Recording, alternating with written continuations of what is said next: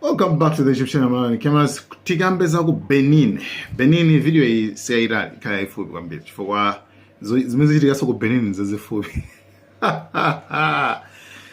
Zimezichitika ku Benin zazifupi sizazitali yayi. Anyway, Benin ili between ili around the ebanga border ya Mali ndi Togo, Nigeria, Niger, Burkina Faso around. So kumene kundi ku Benin. And anthu akumene kuti ndambiri kwambiri yayi. Anthu akumene kumene kumachitwa kwa Malawi. Siku Malawi ndipo 20 million. Kumene kundithuli anthu kwana almost 14 point chakuti million. So let's just say about 15 million anthu akumene ku Benin. So actually kumene kundithu kunabangudwa colonized atsamundawo ndima French. France ndamene anabanga colonize kuti inuyo ku parliament chiyankhulo muziyankhula che French.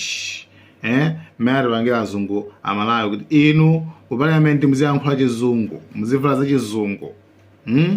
Cha chizungu muzichipembedza, chizunguso muzichipembedza. Kungoona munthu akuyankhula chizungu ndikuti chophoza nchogera chikuti chacho yayi.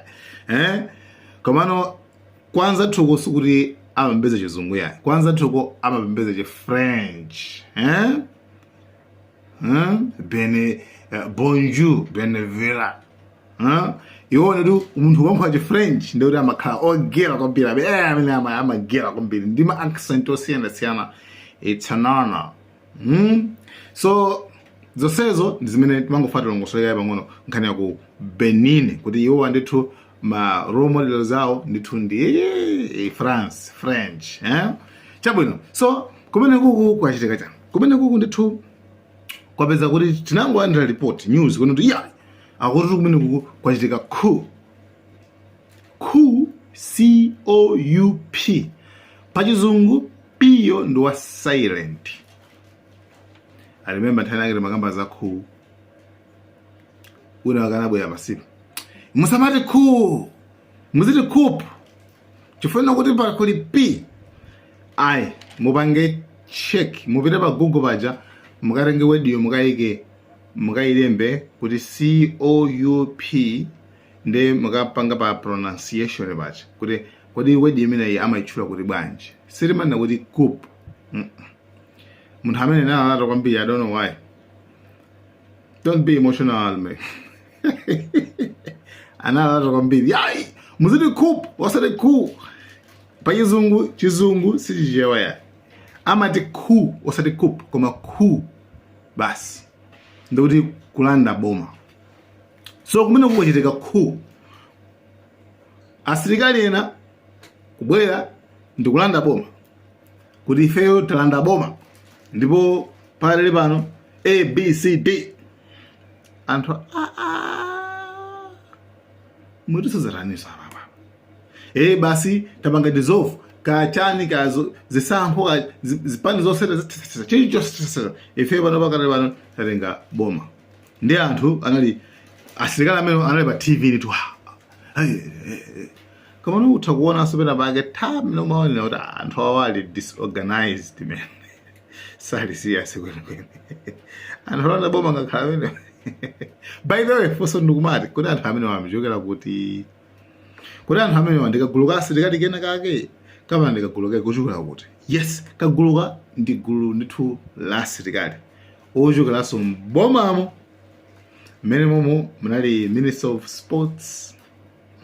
Minister of Sports wazampira uchi osatoza mpiko ozamasewero. Munali businessman anali nzake wa president amenali Patrice Taloni. Ndei munali soyena minimum mpaka na wankulu wa serikali. Iwo akuti chifoti akumapasana maudindo ku serikali kuno mosa pasa like mongo kondela zambiri mbiri zoyankhula mbwe. Ndei feralanda boma.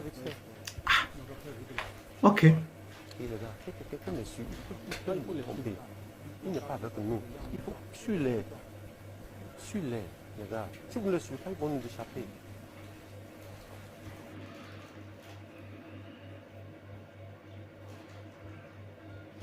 C'est bon, il y a quelques fois que Mettez ça sur le lait en même temps, c'est qu'il n'y a pas pause. Venez en même temps, venez. Dès que c'est bon, donnez le top. Okay, komano afterwards after kuti zimene zalengezeti aliswamva iti kuti abasi boma ndilwayi makuti ndi akuti kulima ma loyalist soldiers ati kuti asilikali ena okhulupirika asilikali amene wanangobwera boom alimadolo kwatira chama mbaba ayi ino boma simungatenge boma ino yayi kenako yayi kwamanga athu acha after kwamanga yayi president zabwera soka number 2 president soba ndi yayi ababa tiasilikali tina tinabwera tinalanda dziko imakuti bakuti koma panopa talaniso panopa talandaso hey I think oloma zanati leo kuibe inachitika kwanza bomo kwene kunachitika na anthu ochepa kwambiri asilikali ochepa kwambiri asilikali okhala kukirana pa ya ayi wase ndiye president zabwere ayi panopa situation ili bwinobwino. Béninois, chers compatriotes, au petit matin de ce dimanche 7 décembre 2025, un groupuscule de soldats a engagé une mutinerie dans le but de déstabiliser l'État et ses institutions. Face à cette situation, les forces armées béninoises et leur hiérarchie, fidèles à leur serment, sont restées républicaines. Leur riposte a permis de garder le contrôle de la situation et de faire échec à la manœuvre.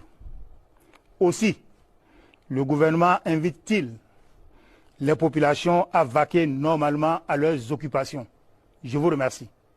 Chabwino, amene ndi president wa dziko la Benin wabwereraso mbwalo komano nkhani ndinena kuti afterwards ndipo zatu ukasonsekatu somodzi nsilikali amene amati yani nsilikali amene akuti ya ineyo ya mombo khoza kumumva kuti akuti yani. Béninoises et Béninois, bonsoir. Je suis le colonel Tigri Pascal. Depuis ce matin, nous avons lancé une opération qui consiste à libérer le peuple béninois de la dictature de Patrice Talon et les libertés qu'il a longtemps arrachées au peuple béninois. Nous vous invitons à un soutien massif de notre action et nous appelons le gouvernement français à ne pas du tout s'initier dans les affaires intérieures de notre très cher pays, la République du Bénin. So kwinawo ndi nkhani yonena kuti pofunika ku like they are so confused and are confused like what's going on komano chachikulu chonena kuti akuti situation panopa ili under control akuti chilichonse ndithu achikonza bwinobwino komano ngakhala amene amayankhulawa ineyo watakhala kuti alanda boma lakowa akuti sitikufuna intervention iliyonse chochokera kunja ndipo mukhale chete makuti boma latenga amene akuyankhulira amene oneka amene angalande boma amene akuyankhulira kulanda boma atusikwezi bwana kaiziro mufika anthu olabayankhula bokhapo anthu azizireko ma munthu ile njiji kuyankhula munthu koma sati ababa basi ndi talanda bomali ne kuendesa boma is a serious business. So actually, cities of Nigeria Zambia kumano zikarambasuka. When the details are unfolded, then we will update you as soon as possible. Take up to my update. My details you want to unfold. The guys, thank you so much.